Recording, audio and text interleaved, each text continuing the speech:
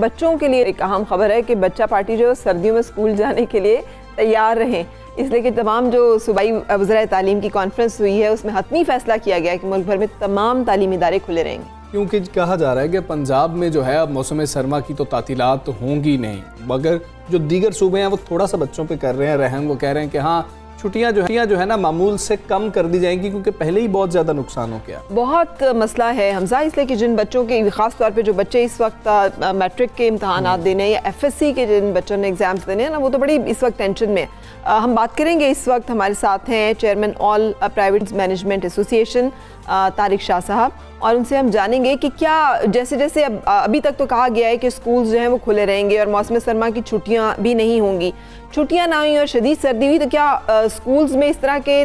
हैं चीज़ें, school timing की तब्दीली कर ली जाए या स्कूल में इंतजामात हों कि बच्चों को सर्दी से महफूज रखा जा सके? जी जनाब, बहुत शुक्रिया।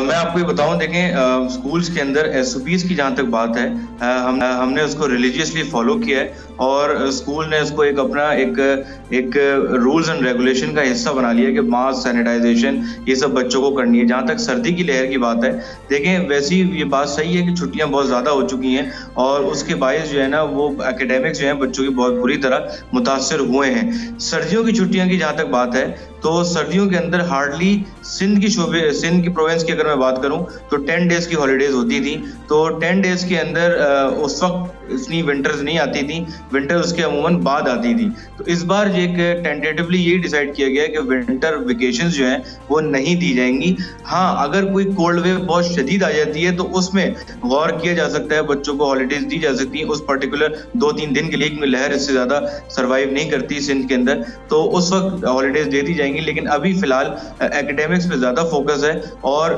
ये अच्छी बात है कि गवर्नमेंट भी ऑन वन पेज है हमारे साथ कि अगर स्कूल्स के अंदर ज्यादा केसेस आते हैं एक पर्टिकुलर स्कूल के अंदर तो उस पर्टिकुलर स्कूल को सील कर दिया जाता है वक्ती तौर पर। जब तालीमी इदारों में तालीमी साल अप्रैल की बजाय तक करने पर गौर किया जा रहा है, अगर ऐसा हो जाता है तो तदरीसी अमल और इम्तिहानी जो स्केड्यूल है उस पर क्या असरात मुरतब होंगे, किस तरीके से मैनेज किया जाएगा? देखिए, अगस्त पे करना मुनासिब नहीं है क्योंकि पहले भी 1-2 दफा ट्रायल किए जा चुके हैं, अगस्त में सेशन ले जाया जा चुका है, लेकिन उसी एकेडमिक सही तरह चल नहीं पाते क्योंकि मैट्रिकुलेशन जो सेटअप है वो कुछ डिफरेंट तरीके से चलता है। जैसे अप्रैल में सेशन स्टार्ट होता है, बीच में समर वेकेशन आती हैं, फिर सेशन स्टार्ट होता है, तो उसमें मुनासिब तरीके से बच्चे पढ़ पाते हैं क्योंकि अमूमी तौर पर देखा जाता है कि बच्चे एकदम ब्लैंक हो जाते हैं जब अगर उनको बगैर होमवर्क दिए या बगैर कुछ असाइनमेंट दिए जो है ना बच्चों को घर भेजा जाए हॉलीडेज के लिए। तो स्कूल्स 1-2 महीने के लिए खुलते हैं, सेशन स्टार्ट होता है, बच्चों को कुछ रिवीजन के लिए कुछ होम असाइनमेंट्स दिए जाते हैं ताकि